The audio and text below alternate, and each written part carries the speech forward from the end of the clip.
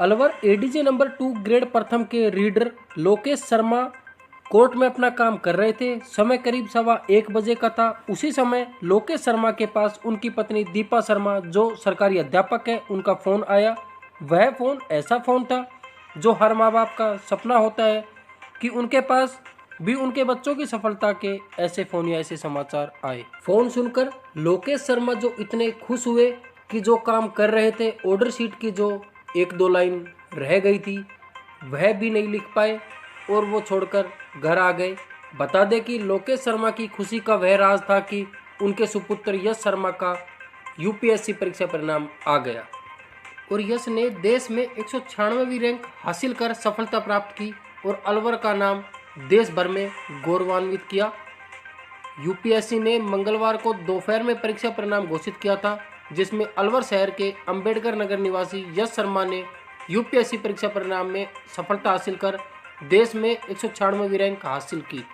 यश के पिता Lokesh Sharma reader grade प्रथम के पद पर एडीजे नंबर 2 अलवर में कार्यरत है। यश की मां दीपा शर्मा सरकारी अध्यापक है जो कैरवाजाट के राजकीय सीनियर सेकेंडरी स्कूल में है।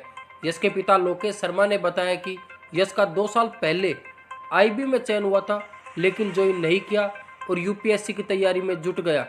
यश का सपना शुरू से ही यूपीएससी में जाने का रहा और यश के पिता लोकेश शर्मा ने क्या कहा एनसीआर न्यूज़ लाइव के साथ आप भी सुनिए। पहली बात तो मैं Lokesh Kumar Sharma reader grade first ADJ number 2 में मेरी पोस्टिंग है और बेटे ने जो आज अचीवमेंट दिया है वो हर माँ बाप को ऐसा मतलब जो है खुशी जो पता नहीं, ये तो अभी तो समझ में ही नहीं आ रहा कि हो क्या रहा है यार। ये फ़ोन वगैरह मतलब जो चैन नहीं लेने दे रहे। बाकी हाँ ये है कि इसकी 4 साल की मेहनत और इसने जो लगन धैर्य नहीं खोआ और लगा रहा। पिछले साल जैसे आईबी में हुआ ज्वाइन नहीं करना बहुत बड़ी बात होती है बच्चे को। मतलब ये है कि मेरा कॉन्फिडेंस, मैंने मतलब टारगेट निश्चित कर रखा था कि मुझे ये चीज़ लेकर हासिल कर रखनी है इसको, तो उसको छोड़ दिया था। अपॉइंटमेंट लेटर आ गया था, ट्रेनिंग में भी नहीं गया और हमें इसके ऊपर फुल कॉन्फिडेंस था। और जब इसने बीटेक करके नहीं जब ये आया था तब भी हमने इससे कह दिया मैंने कि बेटा तेरे पूरा टाइम तेरे पास में, हमारी तो अभी एज इतनी है कि तू 6 अगर अटैम्प्ट्स भी अगर लेता है तो भी हमको कोई आपत्ति नहीं है, पूरे ले। इंटेलिजेंट शुरू से रहा है, कॉन्फिडेंट है, पेशेंस है इसके अंदर, सारी चीज़ें थी। लग रहा था कि मतलब ये अचीवमेंट करके रहेगा। अच्छा, एक महत्वपूर्ण सवाल है जी, जब वो गर्व का क्षण होगा, जब आप पे कॉल आया होगा जी, उस वक्त कैसा महसूस हुआ? मेरी वाइफ का फ़ोन आया कोर्ट में 1:30 बजे। बस उस समय पता नहीं क्या इतनी ऐसी फीलिंग आई कि मैं सब काम वाम मतलब जो वो लास्ट जो ऑर्डर शीट के 1-2 लाइन रह गई थी वो भी नहीं लिख पाया मैं, वो भी छोड़कर आ गया। और पिता और माता पिता के लिए तो बेटे का जो खुशी का होता है वो तो कपिल जी बहुत। अलवर के युवाओं के लिए आपका क्या संदेश है? मेरा युवाओं के लिए तो नहीं है लेकिन हाँ माँ बाप के लिए ज़रूर संदेश है कि अपने बच्चों को अगर कुछ बनाना है तो उनको अपना जो करना चाहते हैं, जो उनका मोटिव हो, उसमें सहयोग दे जितना भी दे। आजकल की जनरेशन बहुत इंटेलिजेंट और बहुत मतलब जो है सोच रखती है अपने उसके लिए, अपने बच्चों के लिए। सबको पता रहता है माँ बाप को कि ये बच्चा मतलब जो है क्या करेगा। अगर आपको लगता है कि आपके बच्चे के अंदर है टैलेंट तो आप पेशेंस रखकर उस बच्चे को पूरी मतलब जो है शिद्दत से उसके साथ में लगिए। आपका बच्चा बहुत मतलब जो है उस चीज़ को, उस टारगेट को सफलता प्राप्त करेगा, उसमें ये निश्चित बात। सफलता एक चुनौती है, स्वीकार करो क्या कमी रह गई, देखो और सुधार करो। जब सफल न हो नींद चैन को त्यागो तुम, संघर्ष का मैदान छोड़ कभी मत भागो तुम। कुछ किए बिना ही जय जयकार नहीं होती, कोशिश करने वालों की कभी हार नहीं होती। हरिवंश राय बच्चन की इन पंक्तियों को हम यूपीएससी में सफलता प्राप्त करने वाले यश शर्मा की सफलता के साथ जोड़ सकते हैं क्योंकि यश का यह तीसरा प्रयास था। पहले प्रयास में प्री भी क्लियर नहीं हुआ था, दूसरे प्रयास में मेन के बाद इंटरव्यू तक पहुँचे, अब तीसरे प्रयास में सफलता मिल गई। बहुत अच्छी रैंक देश में मिली और अलवर ज़िले का नाम देश में गौरवान्वित किया। यूपीएससी में सफलता हासिल करने वाले यश शर्मा ने बताया कि सोशल मीडिया पर जिस तरीके से यूपीएससी की तैयारी को लेकर दिखाया जाता है वैसा कुछ नहीं है।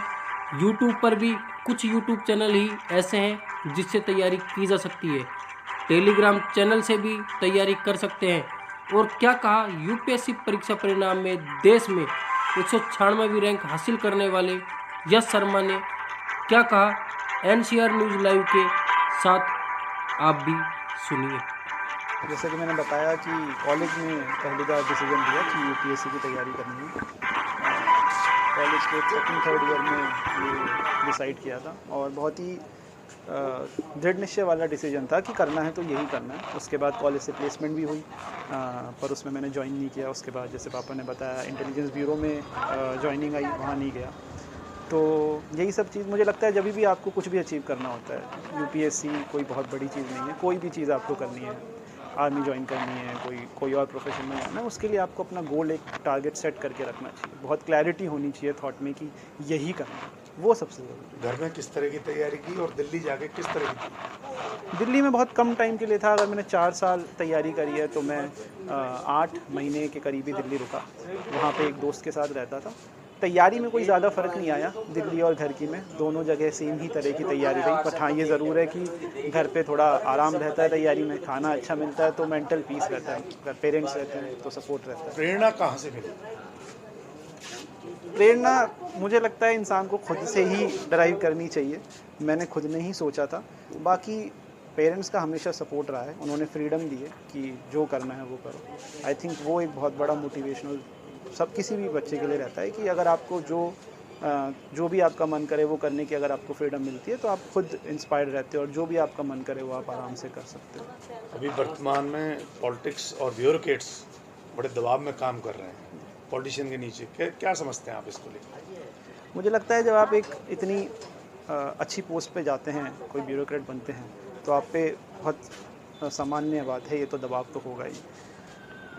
वो दोनों ही ब्यूरोक्रेसी और पॉलिटिकल विंग जो है, नेता लोग दोनों ही समाज के भले के लिए काम कर रहे हैं। दोनों का रोल अलग अलग है, तो कभी कभी जाहिर सी बात है कि कुछ ना कुछ इश्यूज आते हैं। बट मुझे लगता है कि अगर इंसान में वो समझ है, वो मैच्योरिटी है और जो कि ट्रेनिंग भी मिलती है और इंसान अपने अनुभव से भी सीखता है, ब्यूरोक्रेट भी, तो बहुत आसानी से ये प्रेशर डील किया जा सकता है। आज के युवा यूट्यूब पर वीडियो बना रहे हैं, सोच बदलती जा रही है यूपीएससी को लेकर। कभी कोई कहाँ जा रहा है, कोई कहाँ जा रहा है, उनके लिए क्या संदेश है? मुझे लगता है यूट्यूब तो कम ही चलाना चाहिए इस प्रिपरेशन के लिए। अगर आपके पास फाइनेंशियल रिसोर्सेज हैं तो आप एक कोचिंग ज्वाइन कर सकते हैं। अगर नहीं भी हैं तो बहुत टेलीग्राम चैनल्स हैं, कुछ सेलेक्ट यूट्यूब चैनल्स हैं जो आप रेफ़र कर सकते हैं। ये नहीं कि पूरा टाइम अलग अलग यूट्यूब चैनल ही स्क्रॉल करते रहें। तो बाकी किताब जो यूपीएससी की तैयारी है, इट्स एज सिंपल एज जो हम बोर्ड्स एग्ज़ाम देते थे। सिलेबस ज़्यादा है पर पढ़ना उसी तरीके से होता है। किताबें वही हैं जो सब पढ़ते हैं, तरीका वही है जो हम पहले करते थे, याद करके जैसे करते हैं वैसे ही करते हैं। वही उसी तरह से रिटन एग्जामिनेशन होते हैं जैसे बोर्ड और कॉलेज के होते हैं। तो बहुत कॉम्प्लेक्स नहीं है। कुछ लोग होते हैं जो तैयारी में इतना कॉम्प्लेक्स कर देते हैं या यूट्यूब पे दिखाते हैं, तो वो वाला मुझे लगता है कि जो यंग लोग तैयारी करने का आप देख रहे हैं उनको ये उससे इन्फ्लुएंस नहीं होना चाहिए। बेसिक तरीके से छोटे भाई का किस तरह सपोर्ट मिला? छोटे भाई का और पेरेंट्स का बहुत सपोर्ट रहा है। छोटा भाई हमेशा मेरा कोई प्री मेंस इंटरव्यू हो गया, हमेशा से ही साथ जाता है मेरे। दोनों मेंस में मेरे साथ 10-10 दिन रुका भी है जयपुर में, तो काफ़ी सपोर्ट।